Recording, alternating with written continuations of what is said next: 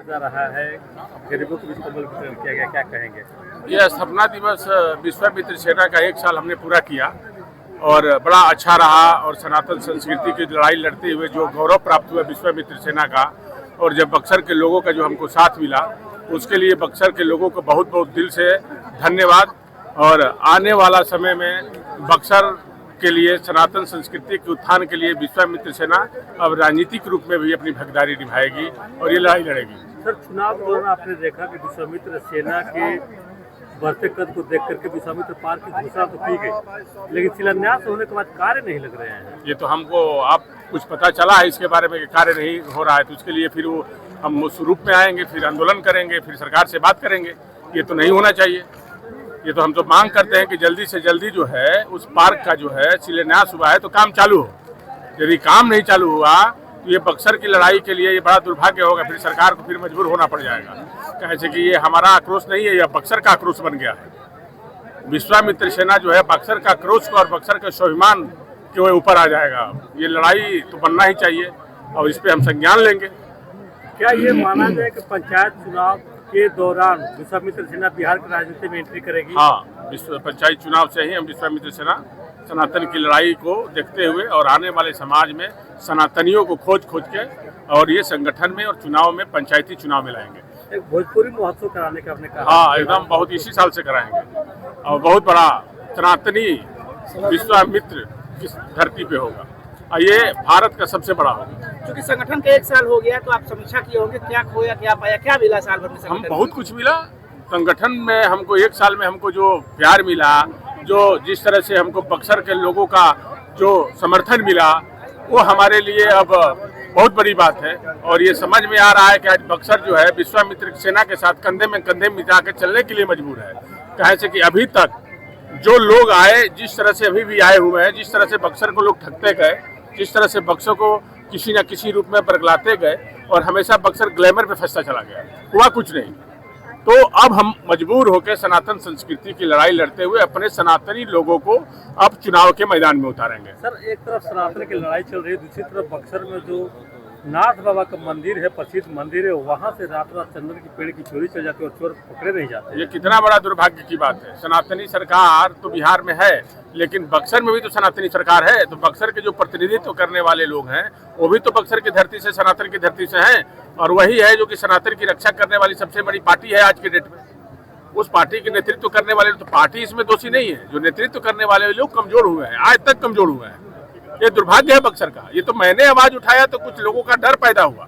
हमेशा यहाँ लपकने की आदत है। अभी लोकसभा की लड़ाई चल रही है, क्या कोई कुछ लोगों में आपस में लोकसभा की लड़ाई चल रही है कि कौन अब की बार एमपी बनेगा, ये उसकी लड़ाई अब चल रही है।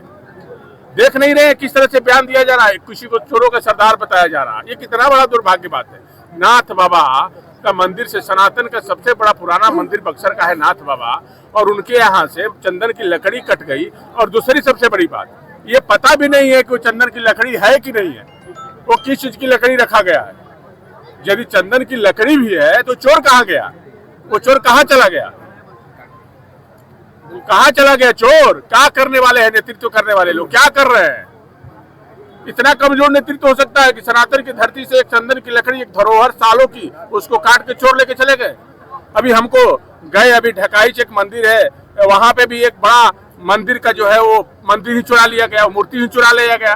कई भयानक घटनाएं हुई। एक जो सन्यासी है, जो साधु संत वहाँ सेवा करते थे भगवान का, उनका गला काट दिया गया।